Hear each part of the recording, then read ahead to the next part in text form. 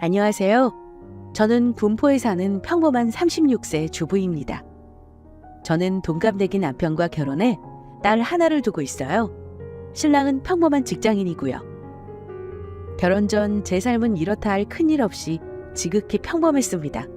하지만 결혼 후 제가 시댁에서 겪은 일은 평범한 일은 아니었어요. 고부간의 갈등을 비롯해 시댁 식구와 며느리와의 갈등은 주위에서 흔히 볼 수 있는 건데요.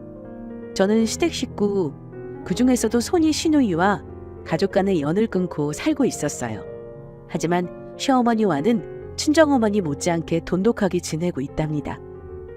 요즘 세상에 돈 앞에서는 부모 형제도 없다 하죠. 하지만 그 일을 제가 겪을 줄은 상상도 하지 못했습니다. 무슨 일이 있었는지 우리 가족 사연 시작해 볼게요. 우선 제 시어머니가 어찌 살아오셨는지 꼭 말씀을 드려야 할 것 같네요. 제 시어머니는 남편이 고등학교 들어갈 무렵 갑작스런 사고로 돌아가셔서 힘들게 신랑과 시누이를 키웠답니다. 그 당시에 남편은 과부가 아이를 키우면서 사는 건 너무 잔인했던 시절이었대요. 시어머니는 넘치지는 못해도 자식 부족하게 키우지 않겠다며 시아버지가 하시던 작은 재봉 공장을 도맡아 밤낮 없이 일하셔서 시누이와 신랑을 대학까지 공부시켰다고 합니다. 정말 갖은 고생 끝에 아들을 대학 공부까지 졸업시키셨고 넉넉하진 않아도 집 한 채를 마련하셨고 노후 준비를 어느 정도는 해놓으셨고요. 그런데 그렇게 애써 키워주신 부모님 마음을 자식은 잘 모르는 것 같습니다. 끊임없이 부모에게 바라기만 하는 게 자식인 것 같아요. 자식 중에서도 부모에게 잘하는 자식이 있는가 하면 이기적이고 자기밖에 모르는 자식이 있다잖아요. 저희 시댁에서는 시누이가 그런 존재였어요. 남편 누나는 저보다 3살이 많은 형님입니다. 이미 일찍 결혼해서 딸도 둘이나 있었고요. 시누이는 젊어서부터 사업에 관심이 많아 사업한답시고 이 일 저 일 손도 많이 대고 돈도 많이 들어먹어서 시어머니의 골칫거리였다 하더라고요. 제 신랑도 누나 사업 자금으로 보태준 돈이 꽤 되더군요. 그런 시누이가 갑자기 애견 사업을 한다며 또 일을 벌였을 때가 제가 결혼을 하고 1년도 안 되었을 때니 한 3년 전쯤이네요. 제가 남편을 만난 건 직장에서였어요. 저는 졸업하고 첫 직장이었고 남편은 저보다 늦게 들어왔는데 남의 눈을 피해 1년 정도 연애하다가 결혼을 약속하게 되었고요. 결혼 약속 후 양가에 인사를 드렸는데요. 사실 시댁에 첫 인사를 하러 간 날부터 시누이와는 뼛속부터 안 맞는 사람이라 생각했어요. 처음 보는 저에게 나이가 자기보다 어리라면서 바로 반말을 한 건 물론이고 좀 무례한 얘기를 하더라고요. 내 동생이랑 결혼해서 선주 씨는 일 안 하고 집에서 살림만 할 생각하는 거 아니지? 요즘에는 여자들도 밥벌이해야 큰 소리 치고 산다. 나도 사업하는 사람이지만 그 나이에는 웬만한 대기업 월급쟁이보다 더 벌었어. 지금 회사에서 연봉 얼마나 받아? 결혼할 때 얼마씩 돈 보탤지는 이야기해봤고? 대뜸 이러더라고요. 그래서 제가 양건 씨는 제가 살림하기를 원하더라고요. 저희는 큰 욕심 없고요. 남에게 손 벌리지 않을 만큼 벌고 여행 다니며 즐기며 살고 싶어요. 그게 저희 꿈이에요. 물론 아이까지 낳을 때까지는 회사 다닐 거고요. 그랬더니 시누이가 온 같은 소리 하네. 엄마가 내 동생 학비 된 것만 해도 얼만데. 그것만 따져봐도 둘이 결혼하면 한 달에 엄마한테 생활비 얼마씩은 줘야지. 설마 니들 둘 엄마 생활비 주는 거 생각 안 해본 건 아니지? 결혼하면 신혼집 얻을 돈은 있고? 나 결혼할 때 우리 남편은 돈도 없었는데 다 내가 번 돈으로 했어. 그러니까 내가 아직도 큰 소리 치는 거고. 요즘은 여자들도 시집 올 때 혼수만 딸랑 해오는 거 아니더라. 알다시피 우리 집에서 내 동생 집을 떡하니 사줄 만한 처지가 아니거든? 예비 시누이는 저를 은근히 까내리면서 자기가 얼마나 대단한지를 과시하더군요. 저보다 돈을 잘 버는 능력자라며 거들먹거리는데 제가 바보도 아니고 그런 걸 왜 모르겠습니까? 하지만 기분 나쁜 티를 대놓고 낼 수는 없죠. 그러자 남편이 누나나 잘해. 그건 우리가 알아서 할 거야. 내가 결혼하지 누나가 결혼하냐? 우리 결혼하는 거 참견하지 마. 누나는 엄마 노후자금 자꾸 손대지나 말고 내가 모를 줄 알아? 남매가 저희 눈앞에서 투닥거리자 시어머니가 얼른 말리시더라고요. 둘 다 그만해라. 영애 너는 무슨 소리니?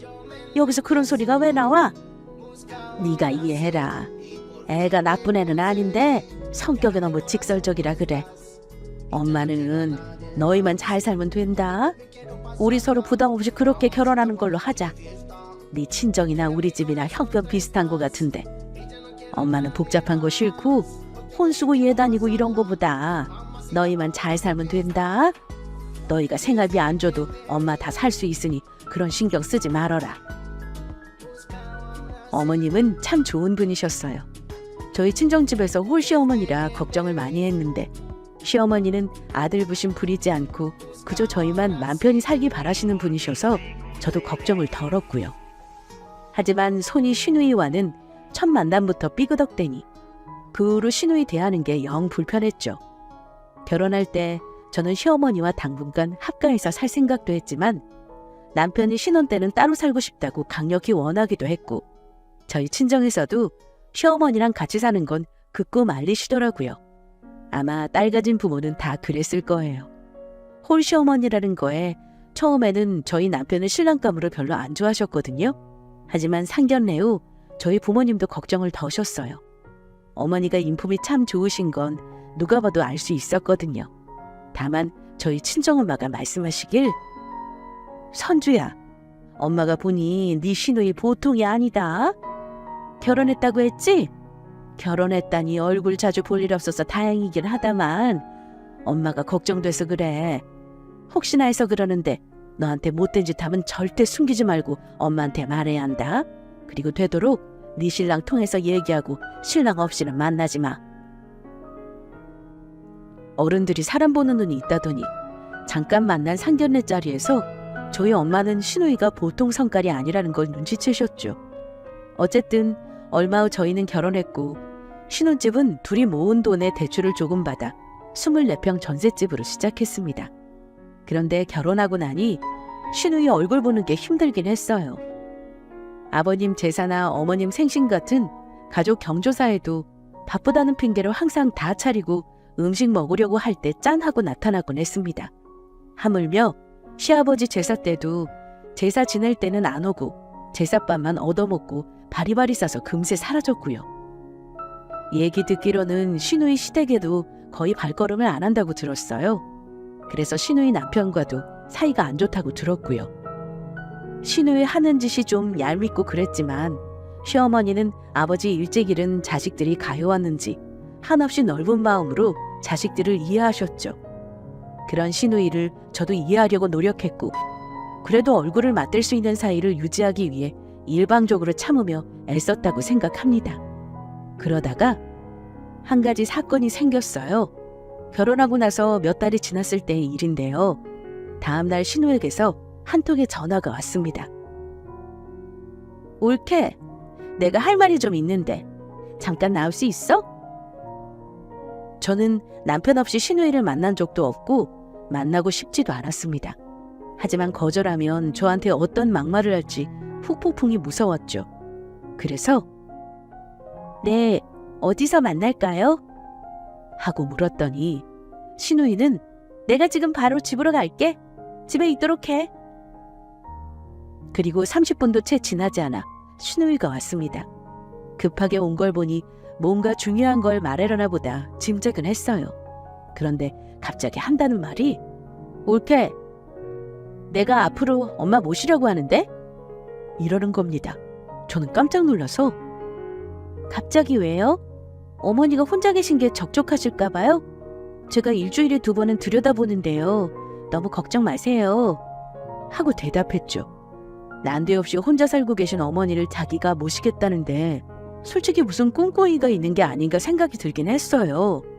시누이는 아니 그런 게 아니라 실은 내가 새로운 사업을 시작하는데 자금이 좀 부족해서 그래. 근데 엄마 혼자 그렇게 계시느니 내가 우리 집에서 모시고 살면 엄마도 좋으실 것 같고 밤새 안녕이라고 노인네들 하룻밤새 무슨 일이 생길 수도 있는 거잖아? 나도 엄마가 같이 살면 애들도 봐주시고 살림도 좀 해주시고 하면 내 일에만 집중할 수 있고 이러더군요. 저는 어머니랑 신랑은 알고 있어요? 제가 먼저 들을 이야기는 아닌 것 같은데요? 라고 하자 잘 들어봐. 내가 올케한테 먼저 얘기한 이유는 엄마한테 드리는 생활비 있지? 그거 앞으로는 나한테 보내라고 먼저 얘기하는 거야. 앞으로 병원비니 뭐니 들어갈 돈 많으니까 그래. 내 동생 월급 관리 올케가 한다며. 그러니까 앞으로 내 통장으로 엄마 생활비 보내도록 해.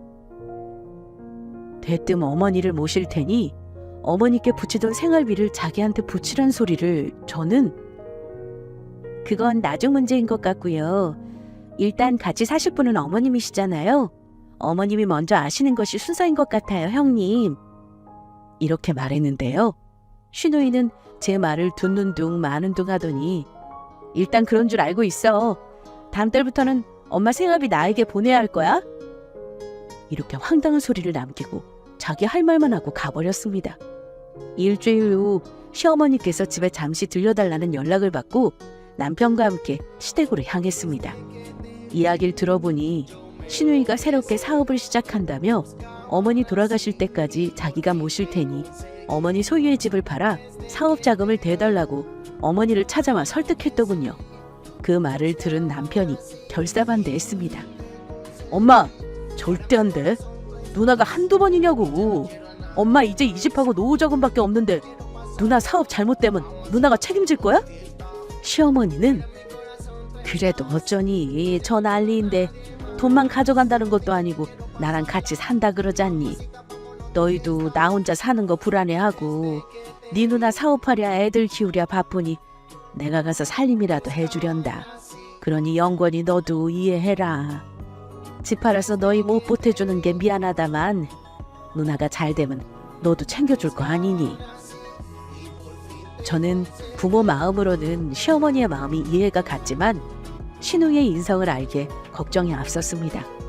남편도 저와 같은 생각이었지만 시어머니의 뜻을 존중하기로 했어요.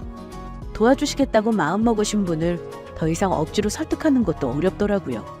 그래서 저도 얼마 전 신우이와 만났던 이야기를 했습니다. 여보, 실은 형님이 어머니 모실 테니 생활비를 자기한테 보내라고 하더라고.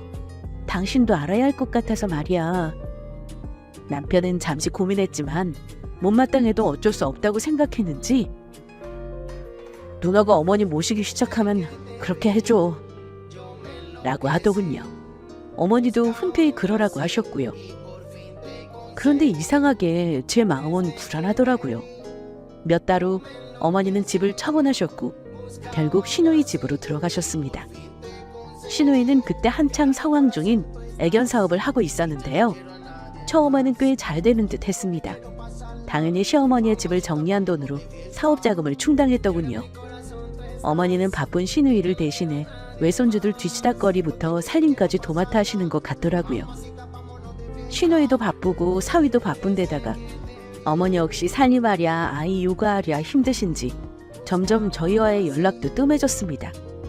혼자 계실 때에는 일주일에 한두 번은 꼭 찾아뵈었는데 신우이 눈치가 보여서 가기도 힘들어지고 어머니도 바쁘신지 저희 집으로 오시라 해도 살림을 손에서 놓지 못하셨어요. 사실 그때 남편은 어머니한테 살림과 육아를 맡겨놓은 누나에게 많이 감정이 쌓여 있었습니다. 하지만 혼자 계신 것보다는 지금이 좋으시니 아무 말씀 없으신가 하며 잘 지내신다고 믿고 있었죠. 결국 제사 때나 시어머니 생신을 저희 집에서 할 때 빼고는 거의 뵐 수가 없었습니다. 그런데 그렇게 지낸 지 1년쯤 갑자기 한밤중에 초인종 소리가 들렸습니다. 찾아올 사람이 없는데 다급하게 울리는 초인종 소리에 놀라서 나가보니 연락도 없이 신우이가 찾아왔는데요. 뜻밖에도 어머니와 함께였습니다. 그런데 어머니 모습이 무척이나 피곤해 보이셨고 그 전보다 야위어 보이셨어요. 저는 깜짝 놀라서 어머 어머님, 형님 이밤중에 연락도 없이 무슨 일로 오신 거예요? 어머님 괜찮으세요? 그랬더니 신우이가 다급하게 말하는 겁니다. 올케, 영건아, 나 지금 큰일 났어. 일이 좀 잘못돼서 집에도 곧 차 들어올 거야. 집에 엄마가 계실 만한 상황이 아니라서 내가 정리되면 연락할 테니 그동안 니들 부부가 어머니 좀 모시도록 해. 시누이는 저희 의견은 듣지도 않고 명령조로 말하며 무슨 야반도주 하는 사람처럼 어머니를 저희 집에 놔두고 호련히 떠나더군요. 저는 어머니에게 자초지종을 듣고자 했습니다. 어머니, 이게 무슨 일이에요? 아니, 형님이 그렇게 힘드셨는데 왜 아무 말도 안 하셨어요? 그리고 어머님 왜 이리 야위셨어요? 엄마 괜찮아? 그렇게 내가 뭘 했어. 누나 분명 사고 칠 것 같다고 했잖아. 내 말을 들었어야지. 미안하다. 나도 아무것도 모르고 있다가 며칠 전부터 갑자기 큰일 났다면서 저렇게 난리법석을 피우지 뭐니. 손주들도 다 지 시부모한테 보냈지 뭐냐. 내가 이렇게 패를 끼칠 줄은 몰랐다. 어쩌면 좋니.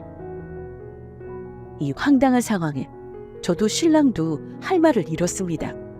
다음 날부터 시누이는 연락이 되지 않았고 집에 찾아가 보니 이미 집도 내놓은 상황이더군요. 알고 보니 시어머니가 집 파신 돈과 조금이나마 모아두신 노후자금도 이미 시누이 밑으로 들어간 후였습니다. 어머니는 괜스레 매일 저희 눈치를 보셨고 신랑은 너무 화가 나서 매일같이 누나의 행방을 수소문했지만 전혀 알 수 없었어요. 어쩌겠습니까? 어머니를 모실 수밖에 없었죠. 그때 제가 큰아이를 임신 중일 때였어요.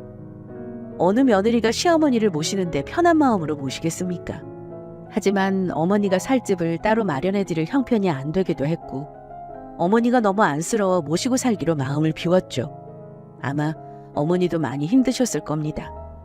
졸지에 가지고 있던 집도 없어지고 돈도 없이 아들의 집에 얹혀 사는 신세가 되셨으니 그 마음이 오죽하셨을까요? 어머니는 저희랑 함께 계시면서 출산을 앞두고 있는 저를 대신해 살림도 해주시고 음식도 도맡아 해주셨어요. 뭐 불편하다고 생각하면 한없이 불편한 것이 시어머니와 며느리라는 관계인데요. 저는 마음을 비우고 편히 대하리라 생각했어요. 어머니한테 이것저것 먹고 싶은 것도 해달라고 조르고 하면 어머니는 오히려 기뻐하시면서 해주셨고요. 아들 내외를 위해 뭔가를 할 수 있다는 게 기쁘셨던 것 같습니다. 그렇게 시간이 흘러 제가 막달을 앞두고 있을 때쯤 우연히 시누이의 지인을 마주쳤습니다. 그런데 그분이 저에게 놀랄만한 얘기를 해주셨어요. 선주씨 오랜만이야. 선주씨는 좋겠네. 시누이가 미국에서 자리 잡았으니 나중에 미국으로 놀러가도 되고 애 낳으면 미국으로 유학 보내는 건 일도 아니겠어. 나도 우리 아들 유학 보내고 싶었는데 우리 아들이 얼마 전에 그 집 딸하고 연락을 한 모양이야. 애들끼리 통화할 때 내가 잠시 엄마 바꿔달라 했지 뭐야. 근데 얼마나 성공했는지 말투가 변했더라고. 선주씨한테 할 말은 아니지만 돈이 무섭더라. 세상 참 돈 있는 사람이 양반인 게지. 나중에 들었는데 한국 집 다 처분하고 미국 가서는 사업을 늘려서 승승장구한다더라고. 사업수완이 참 대단해. 그야말로 어이상실이었습니다. 내가 지금 무슨 이야기를 들은 건지 정리가 안 되더군요. 황급히 남편에게 이 이야기를 전했고 남편이 수소문 끝에 이 이야기가 모두 사실이라는 것을 알았습니다. 애초부터 시누이는 어머니 집과 돈만 노리고 있었던 것이었습니다. 어머니가 살고 계시면 집을 팔지 못하니 모시겠다는 명목하에 어머니의 전 재산을 빼돌리고 철저히 준비해서 미국으로 떠난 것이었죠. 게다가 미국에서도 한국에서 하고 있던 애견 사업을 성공적으로 하고 있다는 겁니다. 그렇게 사업을 하고 있는 게 누구 덕인지도 모르고 가족을 배신한 거였어요. 자기 남편과 아이들은 가족으로 생각하면서 자기 키워준 엄마는 가족이 아니었나 봐요. 어쩜 그렇게 친엄마에게 모진 거짓말을 하고 떠날 수 있을까요? 저는 아직도 그 마음이 이해가 가지 않습니다. 이게 현대판 고려장이 아니면 뭐겠습니까? 그놈의 돈이 뭐라고 부모의 노후자금에까지 싹 털어서 자기가 가져가다니요. 그 모든 일을 알게 된 후 저는 시어머니가 더 애처롭게 느껴졌어요. 그래서 저는 신랑에게 말했습니다. 당신 누나 절대 안 돌아올 것 같아. 그냥 인연 끊고 살자. 이제는 남이니까 그 일로 더 이상 시간 허비하지 말고 태어날 우리 아가랑 우리 가족에 집중하자. 남편 역시 제 말에 동의했고요. 저희는 시누이 일을 어머니께 숨길 작정이었지만 어머니가 언젠가 다른 사람을 통해 아시게 되어 충격을 받는 것보다는 저희에게 듣는 것이 낫겠다는 생각에 적당한 날에 말씀을 드렸어요. 시누이가 실은 미국에서 사업까지 하면 잘 살고 있다는 말을 들으신 어머니는 당장은 괜찮은 척 하셨지만 충격을 받으신 것 같았습니다. 모든 사실을 아시고 나서 어느 정도 시간이 흐른 뒤에야 안정을 찾을 수 있었어요. 그래도 저와 신랑은 어머님의 안정을 위해 애를 썼고 제가 아이를 낳은 후에야 비로소 저희는 평범하고 안정된 생활로 돌아갈 수 있었죠. 제가 딸을 낳은 후 저희 어머니는 제 산후조리를 도맡아 해주신 건 물론 아이까지 돌봐주시며 제 옆에서 저를 도와주셨어요. 시어머니와 저는 어느새 친모녀 같은 사이가 되어 있었습니다. 어머니도 제가 한사코 말려도 저 힘들다며 집안일도 도와주시고 제가 좋아하는 음식도 항상 만들어주셨어요.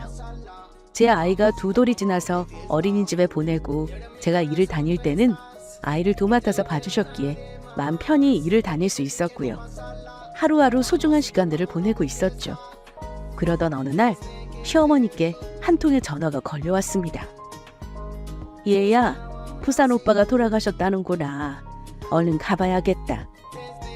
저희 부부는 부랴부랴 준비해서 시어머니를 모시고 부산으로 내려갔습니다. 시어머니의 친오빠, 그러니까 남편의 외삼촌께서는 부산에서 운수업을 하신 사업가세요. 그런데 결혼도 하지 않으시고 자식도 없으신지라 저희 남편이 상주가 되어 장례를 치렀습니다. 장례를 마치고 유품 정리를 하는데 시 외삼촌의 회사 고문 변호사님이 연락을 주셨습니다. 고인이 남긴 상속재산이 있으십니다. 배우자랑 자녀가 없으신지라 형제분이 고인이 생전에 사회에 환원하기로 한 재산 말고 유류분 상속을 어머님이 받으시게 되었어요. 10억 정도 됩니다. 축하드립니다. 필요한 서류 안내해 드릴 테니 상속 절차 진행하시면 됩니다. 외삼촌이 자식도 없고 다른 가족도 없기에 유산 상속을 저희 시어머니가 받게 되었던 거죠. 그것도 자그마치 10억이나요. 시 외삼촌께서는 젊은 나이에 과부가 돼서 자식들 뒷바라지 하느라 고생한 시어머님이 안쓰러워 노후에 편히 쓰다 오라고 남겨주신 거였어요. 어머니는 설마 그 재산이 본인에게 올 거라고는 전혀 생각을 못 하셨나 봐요. 1년에 몇 번 연락도 못 했는데 유일한 혈육인 오빠가 죽을 때 같이 있어주지도 못했다면서 그 재산을 어찌 받겠냐고 슬퍼하셨습니다. 하지만 법적으로 정당한 상속인이자 묘류분 상속을 받을 대상자였기에 어머니가 상속을 받은 건 당연한 일이었고요. 솔직히 저 그때 너무 기뻤습니다. 어머니가 시누이에게 뜯긴 아파트와 노후 자금은 거의 8억에 가까웠어요. 그때 어머니는 괜찮다고 하셨지만 옆에서 보는 제가 화병이 생길 정도인데 어머니는 속이 어떠셨겠어요. 시누이에게 뜯긴 돈 메꾸고도 여유자금이 생겼다고 생각하니까 제 화병이 다 없어지는 것 같았죠. 제 남편이 어머니 혼자 사는 게 편하시면 앞으로 편하게 사실 집 마련하셔도 되고요. 저희랑 계속 살고 싶으시면 저희는 이대로도 좋아요. 어머니는 내가 있어야 니들이 맘 편히 직장 생활할 거 아니니 아직 손녀도 어린데 내가 봐줘야지. 어머니는 아직 어린 손녀가 마음에 걸리셨는지 같이 사는 걸 원하셔서 저희는 아무런 변화 없이 어머님이 상속받으신 후에도 함께 지냈습니다. 어머님이 상속받은 돈으로 사회복지단체에 한 달에 한 번씩 기부금을 내신다는 것만 알 뿐 어머니 돈에 대해서는 일절 언급하지 않았어요. 저희도 얼마 후 어머니와 함께 살 넓은 집으로 이사갈 계획이었어요. 어머니는 제가 한사코 거절해도 조금 보태라며 생활비를 보태셨고 저는 그런 시어머니에게 감사한 마음으로 더욱 잘하게 되었고요. 근데 세상에 돈이 다는 아니더군요. 연세도 있으신지라 친오빠가 돌아가신 게 조금은 충격이셨는지 편찮으신 날도 잦아지셨습니다. 오빠일 뿐이셨을까요? 딸에게 받은 충격은 더하셨겠죠. 그래도 어머님이 잘 이겨내실 거라 믿으며 잘 지내고 있던 어느 날이었습니다. 난데없이 울리는 초인종 소리와 귀에 익은 목소리가 우리 가족의 평화를 깨뜨렸죠. 옳게! 문 열어, 나야! 바로 잊고 지내던 시누이의 목소리였습니다. 다행히 일요일이어서 남편도 있었기에 남편이 문을 열었죠. 놀라긴 남편도 마찬가지였어요. 남편은 네가 어디라고 여기를 찾아와? 당장 꺼져. 야, 이게 어디 누나한테 반말을 찍찍해? 야, 엄마 어디 있어? 엄마 저 왔어요. 저는 너무 황당했죠. 어머니가 자기를 반길 거라 생각했는지 아주 반가운 목소리로 어머니를 부르더군요. 근데 시어머니의 반응에 저는 한 번 더 놀랐습니다. 니년이 어디라고 여길 찾아와? 당장 나가라. 너 같은 딸 나도 없는 셈 친 지 오래다. 저희 시어머니는 굉장히 온화하신 성격으로 욕하시는 걸 한 번도 들어본 적이 없는데요. 그동안 그 욕을 어찌 안 하고 사셨나 할 정도로 입에 담지 못할 욕들이 보물 터지듯이 흘러나오더라고요. 시누이는 엄마 왜 그래? 내가 힘들어서 잠시 여기 계시라고 한 거지. 그냥 엄마를 나 몰라라 하고 살 줄 알았어? 이렇게 다시 모시려고 왔잖아. 나한테 도대체 왜 그러는 거예요? 엄마 얼른 이제 우리 집으로 가자. 나랑 살아야지. 손주들도 보고 애들도 할머니 보고 싶다고 난리야. 근데 내가 급하게 나오느라 아직 집을 못 구해서 지금 임시로 오피스텔에 월세 내고 있거든? 엄마가 나 돈 조금만 주면 집 얻을게. 엄마랑 살려면 적어도 방 4개는 있어야 하잖아. 나 엄마 돈 받은 얘기 다 듣고 왔어. 시어머니는 시누이 말을 듣더니 인연이 끝까지. 네가 어디서 무슨 소리를 듣고 왔는지는 모르겠지만 너한테 줄 돈 이제 한 푼도 없다. 네가 내 노후 자금까지 다 털어먹고 너네 가족만 잘 살겠다고 나 버리고 떠나놓고 뭐가 어째? 같이 살 테니 돈을 내놓아라. 그게 지금 네가 할 소리니? 난 너 같은 딸 둔 적 없다. 내 딸은 우리 며느리야. 너 진즉에 죽었다고 생각한 지 오래야. 그러니까 다신 여기 발걸음할 생각하지 마. 엄마 진짜 너무 황당하네. 그래 좋아. 뭐 말 나왔으니 솔직하게 말할게. 엄마도 그러는 거 아니다. 아니 생각지도 못한 돈이 생겼으면 자식 집 하나 해줄 수 있는 거 아니야? 엄마가 살면 얼마나 산다고. 참. 엄마 죽을 때 그 많은 돈 싸들고 갈 거야? 엄마가 아무리 그래도 며느리는 며느리야. 딸은 나라고. 며느리가 왜 엄마 옆에 붙어 있겠어? 그게 다 엄마 돈 때문이지. 엄마는 그걸 몰라? 어머니는 너무 화가 나셨고 그냥 놔두면 바로 쓰러질 것 같은 얼굴이셨습니다. 제가 놀라서 시누이를 데리고 나가려는데 그때 말릴 새도 없이 남편이 시누이의 얼굴을 향해 손을 날렸습니다. 시누이의 뺨을 세게 때리는 소리가 나더니 남편이 소리쳤습니다. 야, 너 진짜 오늘 나한테 맞아 죽고 싶지 않으면 당장 나가. 이제 너는 우리 가족 아니야. 넌 더 이상 내 누나도 엄마 딸도 아니야. 다신 찾아오지 마. 뺨 맞은 시누이가 그 성격에 가만히 있었겠어요? 시누이는 뺨을 움켜쥐더니 새빨개진 눈으로 남편에게 달려들었습니다. 이 새끼가 어디 누나를 때려? 야, 해보자는 거야? 야, 너 엄마한테 얼마 받아 처먹었어? 좋은 말 할 때 똑바로 계산해라. 오늘 너랑 영 끊는 한이 있어도 내가 너 가만 안 둔다. 누나 좋아하네. 네가 언제 나한테 누나 노릇한 적 있어?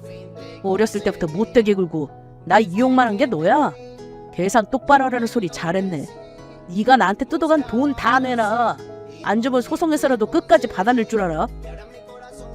남편은 시누이에게 예전에 자기가 보태준 돈이나 내놓으라며 소리쳤고 그 말에 시누이는 욕설을 하면서 남편에게 달려들었어요.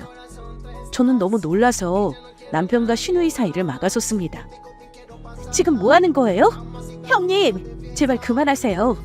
오랜만에 가족들 만나서 이게 무슨 난리냐고요. 시누이는 그래 이년아, 니년이 중간에서 무슨 이간질을 하고 우리 엄마 돈을 빼돌렸냐? 빨리 돈 내라. 니들이 받은 돈 내놓으라고. 소리를 지르면서 제 머리까지 움켜쥐더라고요.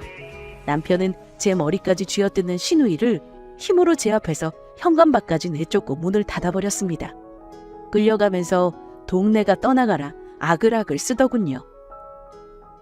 욕심에 사로잡힌 사람이 얼마나 초할 수 있는가를 그날 저는 보았습니다. 문을 발로 차고 소리 지르고 얼마나 난동을 피우는지 신고한다는 말을 듣고 나서야 가만히 있지 않겠다며 고래고래 소리를 지르고 돌아갔습니다. 사람의 욕심이 어디까지인 걸까요? 부모 형제보다도 돈이 먼저일까요? 사람이 돈 앞에서 저리 초할 수가 있는 거더군요.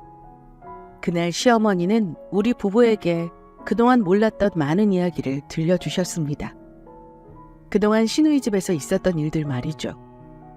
현대판 고려장이라고만 생각했던 제 생각은 참으로 어리석었습니다. 노모를 버리기만 한 게 아니라 시누이는 폐륜을 저질렀더군요. 한마디로 폭력만 휘두르지 않았을 뿐 학대와 언어 폭력에 가까운 대접을 받으셨더라고요. 그런 일을 당하신 걸 저희가 알았다면 시누이가 미국으로 도주하기 전에 어머니를 모셔왔을 겁니다. 시누이는 외식도 자기 가족끼리만 했고 여행을 가도 지들끼리만 갔다고 하네요. 집안일은 어찌나 부려먹었는지 그야말로 파출부처럼 노모를 대했더군요. 그래도 시어머니는 저희에게 말 한마디 안 하시고 참고 견디셨더라고요. 그것뿐 아니라 제가 시누이에게 보낸 생활비는 단 한 푼도 어머니가 손댈 수 없었다고 해요. 돈은 모두 시누이 카드로 쓰게 했고 어머니가 자기한테 쓴 돈은 거의 없는데 돈 많이 쓴다면서 구박을 그렇게나 했다고 합니다. 아니, 어떻게 노인네에게서 돈 한 푼 쥐어주지도 않고 집안 살림과 애들을 그렇게 맡겨놓을 수가 있나요? 사위는 아예 집안에 신경도 안 쓰고 장모 얼굴 한번 보는 일 없이 그렇게 살았다고 하네요. 그런 얘기를 다 듣고 나니 저는 그런 모진 일을 당했을 어머니가 애처로워 더욱 극진히 모시게 되었습니다. 그날 이후 저희는 시누이가 또 찾아올까봐 서둘러 이사갈 집을 알아보았어요. 좀 더 넓은 집으로 전세를 얻으려 했는데 집을 알아보는 걸 아시고는 어느 날 어머님께서 저희 부부를 부르셨습니다. 이번에 전세로 가지 말고 너네도 집을 사라. 이러시는 거예요. 그래서 어머니, 저희 2년만 넓은 데서 전세 살고 새 아파트 분양 받아야죠. 돈 모으려면 아직 더 벌어야 해요. 했더니 어머니가 내가 너희에게 항상 고맙게 생각해. 내가 자식 하나 잘못 키워 너희에게 못 보일 꼴을 보이고 너희까지 고생시켜 미안하구나. 내가 앞으로 살면 얼마나 살겠니? 그래서 말인데 네 외삼촌 유산 상속받은 거 말이다. 그 돈으로 너희 집 한 채 해줄 생각인데. 엄마 됐어요. 무슨, 우린 지금도 충분해요. 그 돈은 엄마가 노후에 하고 싶었던 일에 쓰세요. 엄마가 돈이 있는데 무슨 걱정이야. 그러지 말고 이번에 아파트 사. 집은 어쨌든 계속 오르잖니. 2년 뒤엔 또 집값 올라 있을 거야. 너희들 결혼할 때 돈 보태주지 못해서 엄마가 마음이 얼마나 아팠는 줄 아니? 엄마 돈 쌓아놓고 살아봤자 뭐해. 돈 걱정 말고 이번에 집 사렴. 내가 정말 해주고 싶어서 그런다. 너희 집 한 채 해주고 내가 나중에 많이 아프면 실버타운 좋은 곳 들어갈 비용만 있으면 돼. 난 욕심 없다. 이 나이에 돈 있으면 뭐하니? 너희 잘 살고 내가 언젠가 죽거들랑 너희들이 어려운 사람에게 베풀고 살면 하는 게 엄마의 작은 바람이야. 저는 어머니 돈에 손대는 걸 정말 원치 않았어요. 나중에 돌아가실 때 물려주신다면 당연히 고마운 일이지만요. 제가 한사코 마다했지만 어머니가 워낙에 강경하셨어요. 근데 웃기게도 저는 남편 역시 저처럼 계속 거절할 줄 알았거든요. 그런데 남편은 몇 번의 거절 끝에 결국 못 이기는 척 그렇게 하겠다고 오예를 외치며 집을 알아보겠다고 신나게 부동산에 다니더라고요. 그게 며느리와 아들의 차이인가 봐요. 결국 저희는 어머니의 도움으로 결혼 2년 조금 지나 내 집 마련을 할 수 있었습니다. 그것도 대출 하나 없이요. 아파트는 어머니 명의로 하려고 했는데 어머니는 나중에 물려줄 때 골치 아프다면서 저와 남편 공동 명의로 해주셨습니다. 지금 우리 가족이 살고 있는 아파트는 그때 산 가격에 딱 2배가 올랐습니다. 결과적으로 어머니 말씀이 맞았어요. 그때 전세로 살았다면 결국 집을 사는데 더 돈이 들었을 테니까요. 어머니는 나중에 아프면 실버타운에 들어가시겠다고 말씀하시지만 3년이 지난 지금까지 우리 가족과 건강하게 잘 지내고 계십니다. 게다가 저는 둘째도 임신 중이고요. 어머니는 매년 올해는 가야지, 너네 힘들게 하지 말고 라고 말씀하시지만 그때마다 저는 웃으면서 말합니다. 어머니 안 계시면 누가 저 좋아하는 반찬 해줘요. 그리고 둘째 태어나면 저 혼자 어떡하라고요. 어머니가 저랑 같이 애 봐주시기로 하셨잖아요.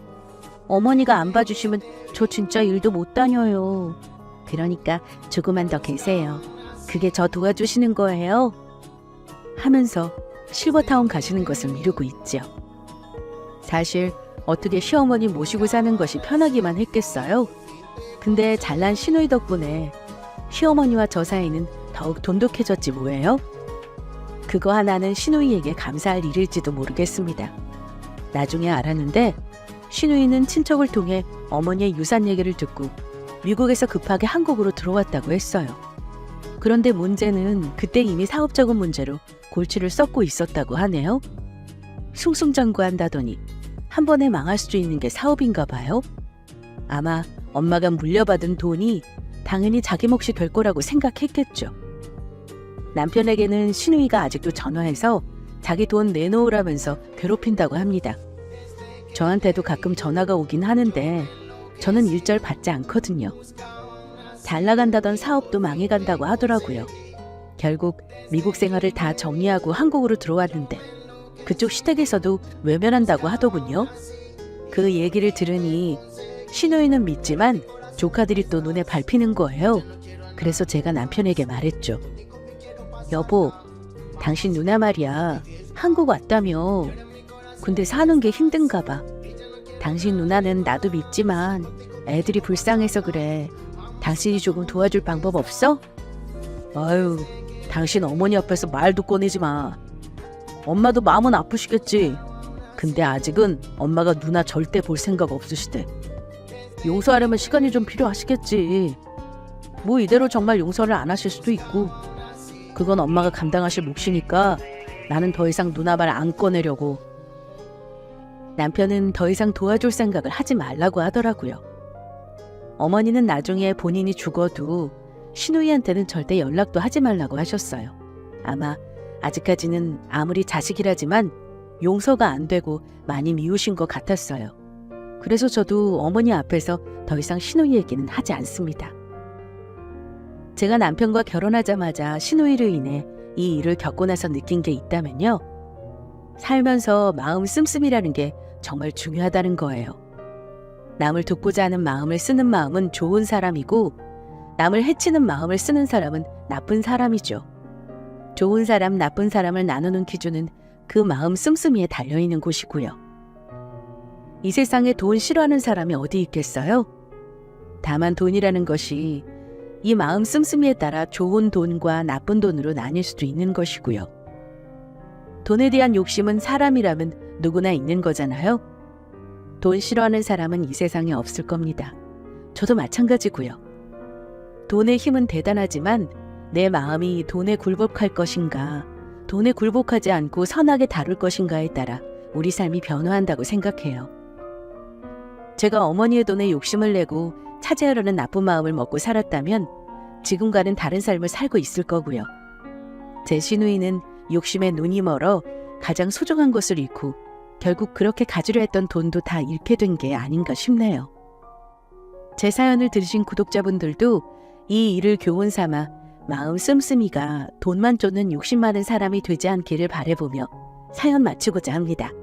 감사합니다. 안녕하세요. 오늘 사연을 들려드릴 30대 여자입니다.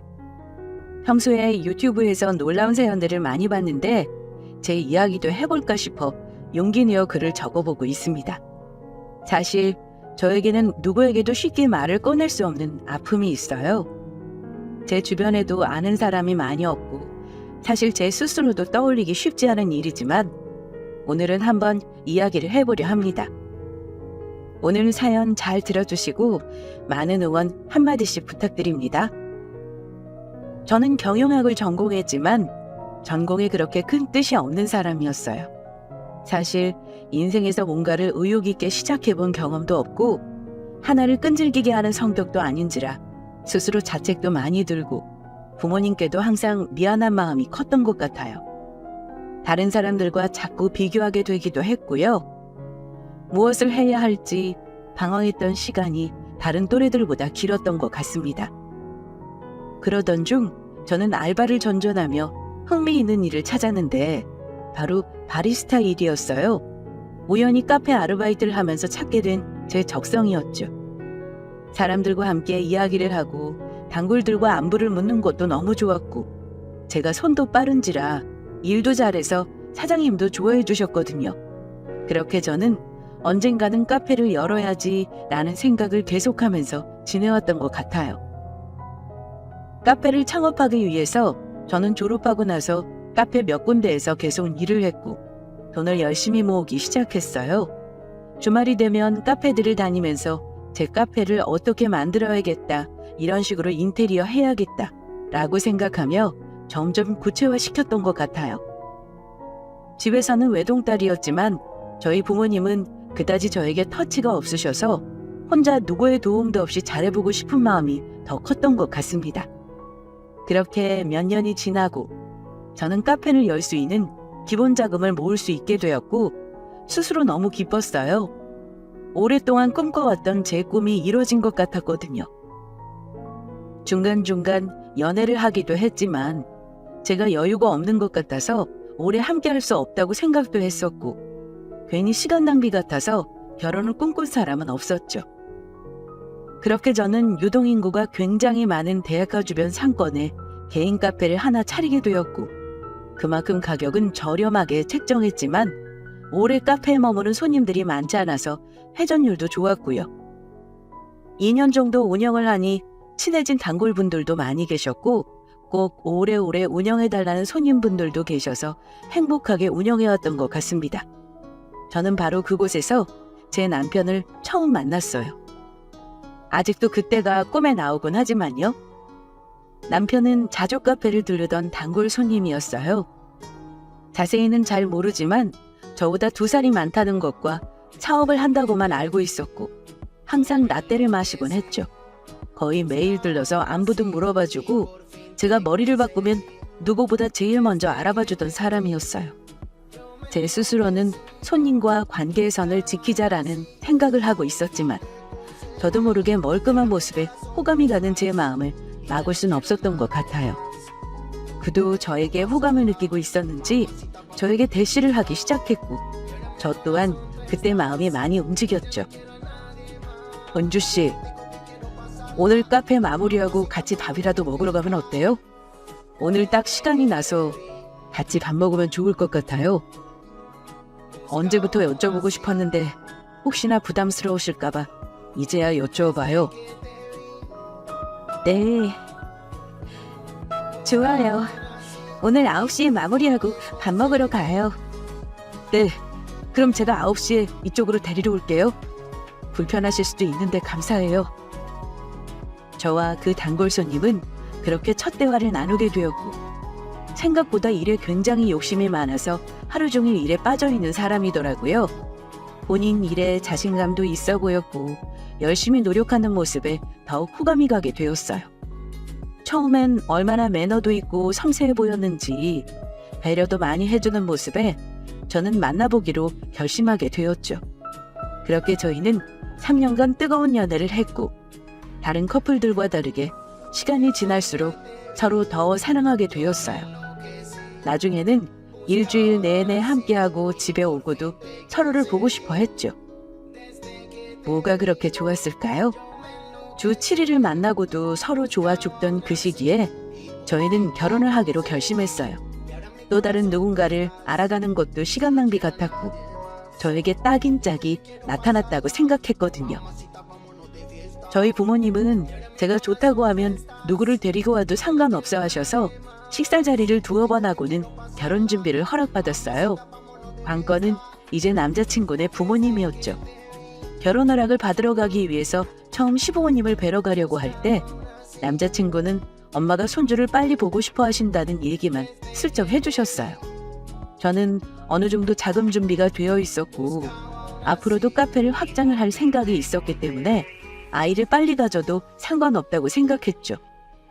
어머님은 저를 정말 반갑게 반겨주셨고 아들이 드디어 결혼을 한다고 해서 얼마나 기쁜지 모른다며 활짝 웃으시더라고요.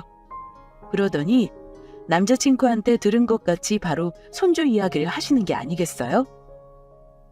은주야, 아이 생각은 있는 거지? 네, 저희도 얘기 대충 나누긴 했는데 자연스럽게 그냥 가져도 될 것 같아요. 저희가 직장에 있는 것도 아니라서 저도 오빠도 그렇게 무리가 없을 것 같아요. 그래, 잘 생각했다. 딸이든 아들이든 무조건 얼른 낳기만 하거라. 손주가 얼마나 보고 싶은지 아주 내가 안달이 났다. 결혼하면 최대한 빨리 가져 꼭. 알았지? 네, 노력해볼게요, 어머님. 어머님은 생각보다 아이를 더욱 기다리고 계신 듯 했고, 저 또한 아이를 좋아하는지라 그다지 거부감은 없었어요. 자연스럽게 생기면 선물처럼 소중하게 생각할 자신도 있었고요. 남자친구를 보니 옆에서 환하게 공감하듯이 웃고 있었고, 이제 계획만 잘 세워서 아이를 기다리면 된다고 생각했습니다. 그렇게 저희는 자연스럽게 결혼을 올리게 되었고, 해외에서 가족만 모시고 조용히 결혼을 진행했어요. 결혼식이라는 것 자체가 허례허식이라고 생각했고, 남자친구도 잘 맞춰줘서 만족스럽게 결혼식을 마쳤죠. 또 저희 둘 다 외동딸, 외동아들이라 부모님들께서 저희 의견을 존중해 주셨던 것 같아요. 저희 신혼집은 시댁과 친정의 딱 중간에 있었는데, 결혼한다고 하면 철이 든다고 하잖아요. 결혼하니 부모님께 더욱 잘하고 싶어지더라고요. 감사한 마음이 들어 저는 주말마다 알바생에게 가게를 맡기고는 시댁과 친정에 가곤 했죠. 다만 시댁에 갈 때마다 저는 듣는 이야기가 있었는데요. 우리 아들이 독자인 건 알지? 아들을 낳으면 4대 독자가 되는 거야. 너가 책임감을 가지고 아이를 가져줬으면 한다. 아들이면 더 좋고. 그게 맘대로 되나요? 딸이든 아들이든 요샌 다 귀하지요. 우리 아들도 내가 엄청 귀하게 키웠다. 최선 다해서 아프지 않게 돈 많이 벌게 잘 내줘 하고. 시간이 지날수록 아들에 대해서 자부심도 많으신 게 느껴졌고, 얘기를 들어보니 남편과 유대관계도 굉장히 깊은 것 같더라고요. 그게 뭐 나쁠 건 없겠다 싶었어요. 저희도 아이를 바로 준비하고 있었으니까요. 다만 그때쯤 제 인생의 암흑기가 시작되었던 것 같아요. 결론을 말씀드리자면 임신이 잘 안 되었던 거죠. 저도 남편도 처음에는 자연스럽게 기다려보면 언젠간 찾아오겠지라고 생각했지만 6개월이 지나고 1년이 지나며 마음이 조급해졌던 것 같습니다. 어머님도 점점 눈치를 주시는 듯 싶었고, 저와 남편도 슬슬 마음이 무거워지기 시작했어요. 아기는 마음을 놓으면 찾아온다곤 했지만 마음을 비우기가 쉽지 않았던 것 같아요. 여보, 왜 자꾸 아가가 안 찾아오는 걸까? 내가 뭔가 잘못하는 걸까? 엄마로서 준비가 안 된 걸까? 아니야. 시간을 두면 찾아올 거야. 우리가 아직 준비가 안 되었나 봐. 우리 산부인과 가서 검사라도 받아볼까? 뭐가 문제인지? 원주가 하고 싶다면 한번 해보자. 검사해보는 것도 나쁘지 않을 것 같아. 그렇게 저는 산부인과를 가서 이것저것 검사를 받게 되었어요. 자세히 지금 제 상태가 어떤지 이야기를 들어보고 싶었거든요. 솔직히 엄청 떨렸어요. 내가 아이를 가지지 못하는 몸이면 어쩌지라는 생각에 가득 차서는 우울해 있기도 했던 것 같습니다. 결과를 들으러 가는 길이 어찌나 멀게 느껴지던죠. 은주씨, 아무 문제 없어요. 몸 정상입니다. 남편분도 와서 한번 검사를 받아보시는 게 어때요? 우선 날짜를 정해서 드릴게요. 노력해보시고 한 번 더 상담받으시면 좋을 것 같습니다. 다행히도 제 몸은 아무런 문제가 없었고 저는 또 다른 기회를 얻은 것만 같았어요. 아기를 만날 수 있는 몸이고 이제 정말 마음을 차분히 먹고 기다리면 올 것 같다는 설렘도 생겼고요. 남편을 닮은 예쁜 아이를 만날 수 있다는 기대감에 집으로 돌아오는 내내 싱글벙글 웃고 있었던 것 같아요. 다만 남편도 의사 선생님이 말씀하신 대로 산부인과에서 함께 검사를 하면 좋겠다고 생각했어요. 혹시 제가 아니면 남편이 문제일 수도 있으니까요. 집에 와서 떨려하던 남편도 소식을 듣고는 굉장히 기뻐했죠. 오빠, 나 오늘 병원 다녀왔는데 나 정상이래.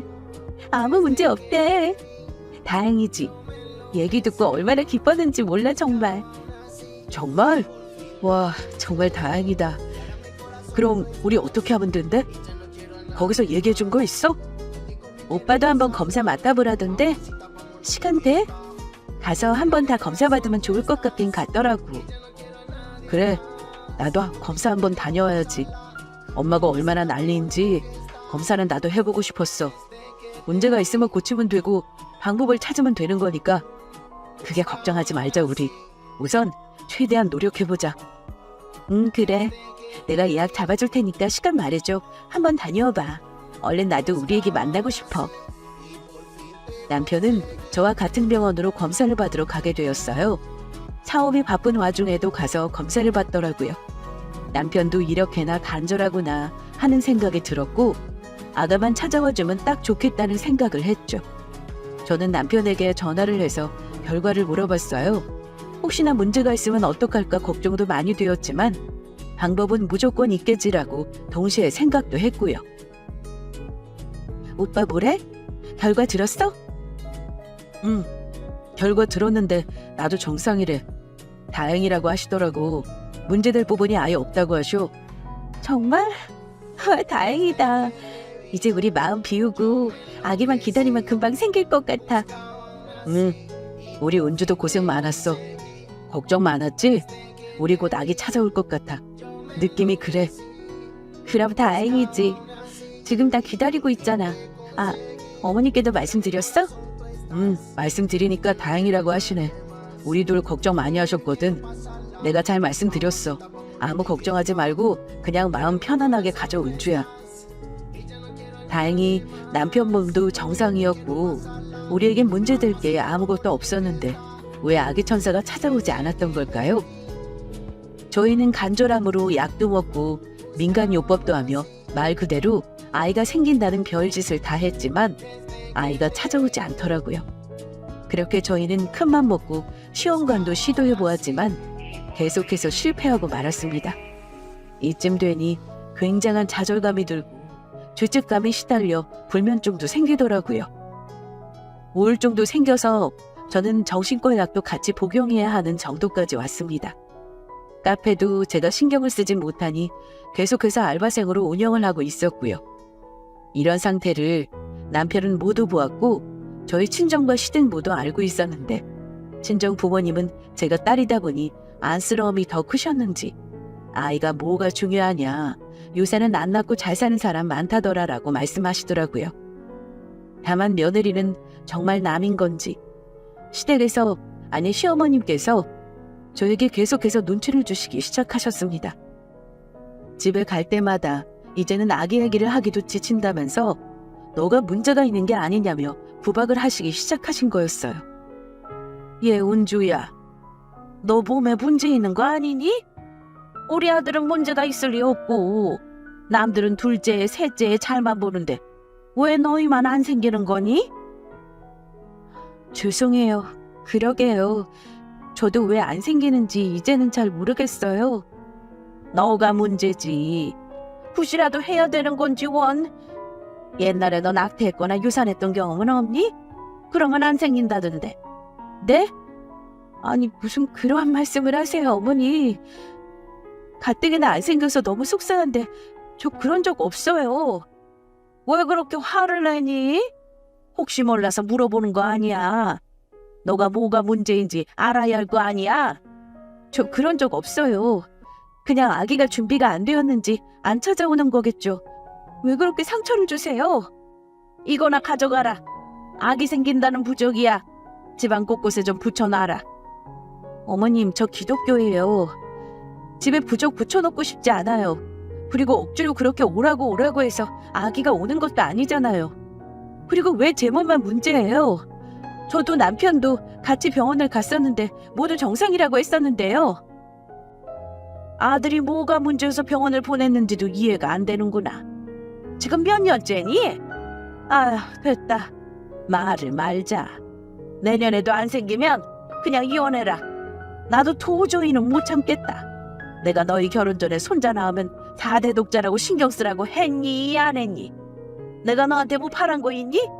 아이만 하나 낳아주라고 했는데 그게 그렇게 어렵니? 네, 어머님. 그게 어렵네요. 참 맘대로 안 되네요. 죄송합니다. 와서 제대로 애 낳아드리지도 못해서요. 어머머, 얘 말하는 것 좀 봐라. 잘못됐으면 조용히 죄송합니다 하고 고개 숙이고 있을 것이지 뭘 잘했다고 그렇게 고개를 쳐들고 대들어? 어머님이 왜 제 탓을 하는 건지 이해가 안 갔어요. 아이는 저 혼자 가지는 건가요? 그리고 병원에서 둘 다 정상이라고 했고 뭐가 문제인지 저도 모르겠었거든요. 부적을 하라고 하시질 않나, 굿을 한다고 하시지 않나. 눈치 주시는 것도 정도 것이지 점점 선 넘는 발언으로 저는 정말 괴로웠어요. 제가 애 낳아주러 시집 온 것도 아니고 그냥 남편을 사랑해서 시집을 온 건데 말이죠. 그렇게 그날 집에 돌아오던 날 저는 남편과 대판 싸우게 되었어요. 남편은 아무 말도 하지 않고 제가 그렇게 욕을 먹는 와중에 가만히 듣고만 있었거든요. 오빠는 왜 어머님이 그렇게 말씀하시는데 옆에서 아무 말도 안 하고 있어? 내가 그렇게 모욕적인 말을 들어야겠어? 나 혼자 애 낳아? 내 몸만 비정상이야? 오빠한테도 문제가 있을 수도 있잖아. 은주야, 사실 엄마가 틀린 말 한 거 없잖아. 결혼하기 전부터 내가 엄마 손주 그렇게 원한다고 말했고 너가 잘못한 건 아니지만 사실 너 몸이 안 좋을 가능성이 더 높지 않을까? 그걸 말이라고 해 지금? 오빠도 그렇게까지 나한테 말을 한다고? 왜 가만히 있나 했더니 오빠도 그렇게 생각해서 가만히 있는 거였구나. 나만 나쁘지 나만. 그날 이후로 저와 시어머니는 완전히 사이가 틀어졌고 아무 말도 안 하던 남편과도 사이가 흐트러지기 시작했어요. 사이가 안 좋아지니 아기가 올 가능성은 더욱 희박해졌고 이제는 이 사람이 제 아기의 아빠가 되는 것에도 의문이 생기기 시작했어요. 앞으로 있을 수많은 고난에 이 사람이 저를 지켜줄 수 있을까에 대한 의심이 생겼거든요. 이미 저희 사이에 금이 가기 시작한 거죠. 그렇게 시어머님은 밤낮 없이 전화를 해서 부적을 붙이라고 하시기 시작했고 저는 정말 도저히 참지 못해서 이혼을 하기로 결심했습니다. 남편에게 말하니 남편도 딱히 싫다고 말을 하지 않더라고요. 정말 실망스러웠어요. 왜 제가 미리 말을 하지 않았지라는 생각이 들기도 했던 것 같아요. 우리 이혼하자. 오빠, 나 도저히 이렇게는 못 살겠어. 이렇게 우리 지내면 있는 아기도 없어지게 생겼어. 그래, 왜 말 안 하나 했다. 그래, 그냥 해버리자. 나도 너 예민한 거 더 이상 못 받아주겠고 엄마가 뭐라 하는 것도 힘들고 그냥 그만하는 게 맞겠다. 왜 이렇게 됐는지 나도 모르겠는데 더 이상은 나도 스트레스 받아서 못 살겠어. 일에도 집중하기가 힘들어. 그렇게 저희는 이혼을 하게 되었고 그 이후부터 저는 대인기피증처럼 누군가를 만나는 게 힘들어지기 시작했어요. 동네 사람들이 계속 저를 보고 수군대는 것 같기도 했고 아기를 가진 친구들을 보면 제가 너무 작아졌거든요. 이혼을 왜 했냐고 묻는 사람들의 질문에도 전 제대로 답을 할 수 없었고 정말 제 몸이 문제였나라고 생각하게 되는 지경에 이르렀어요. 방 안에서만 컴컴하게 문을 닫고 지내기 시작했고 카페는 어떻게 굴러가던지 말던지 매니저에게 맡기고는 집 밖에 나가지 않았죠. 친정 부모님께서도 제 집에 찾아오시지 않았어요. 아마 제 마음을 이해하셨던 것 같습니다. 지금 생각하면 제가 왜 그랬나 싶지만 이런 감정들도 필요하지 않았나 싶습니다. 그렇게 얼마나 지났을까요? 얼마나 제가 고통스러워했을까요? 침대에 누워서 창밖을 바라보다가 우연히 한 어미새를 보게 되었고 저는 갑자기 이렇게 있으면 안 되겠다는 생각이 들었어요. 자기 새끼를 잘 챙기는 어미새를 보니 저도 왠지 모르게 다시 사랑할 수 있을 것만 같은 자신이 생겼달까요? 저는 그날부터 제 카페에 다시 나가서 제대로 관리를 시작했습니다. 여태까지 제가 놓쳤던 부분들, 전달받지 못했던 부분들도 다시 체크하기 시작했고 직원들도 교육시키면서 처음 카페를 열었던 초심으로 돌아가고자 노력했어요. 점점 사람들도 다시 만나고 이야기를 나누다 보니 제 자신도 회복이 되어가고 있는 것 같았고 제 가족들도 그리고 제 친구들도 이런 저를 반가워하며 기뻐해 주었습니다. 제 친구 중 제일 성공하여 산부인과 의사로 지내고 있던 친구가 있었어요. 저와 정말 친했지만 예전에는 제가 불임일 수도 있을 거라는 생각에 친구에게 가서 검사를 받지는 못했죠. 그 친구는 유독 저를 많이 신경 써줬고 전 시댁 이야기를 듣더니 같이 화내주고 본인이 남편 검사를 다시 하고 싶다고 하던 친구였어요. 그 친구가 어느 날은 카페에 와서 저에게 흥미로운 얘기를 하나 해주는 게 아니겠어요? 얘 은주야, 너 고등학교 때 후배 중에 가수한다고 했던 애 기억나? 단발머리에다가. 아이고, 기억이 나겠어? 고등학교 졸업한 지가 언제야? 대학교 동기도 가물가물하고만. 아우 있잖아, 맨날 나가서 춤추고 노래 부르고 했었던. 아, 너 얼굴 보면 딱 알 텐데. 근데 걔가 왜 어디서 봤어?